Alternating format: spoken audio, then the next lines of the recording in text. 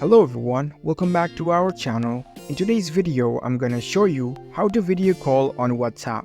It's a very simple and easy process and I'm gonna guide you through how to do it. Let's get started. First of all, on your phone, make sure that you've already installed the WhatsApp app. Launch the WhatsApp. Once you're inside the WhatsApp app, make sure that you are logged in with your account. Now in order to video call someone, you need to save their contacts first. Once you save their contacts, you can chat with them.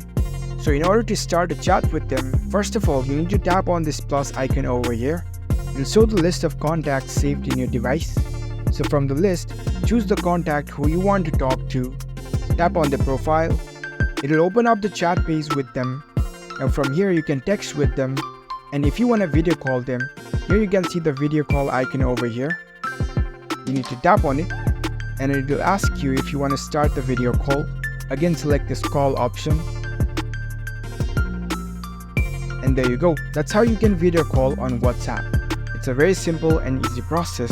If you found this video helpful, don't forget to give this video a thumbs up and subscribe to our channel for more tech tips. Thank you for watching.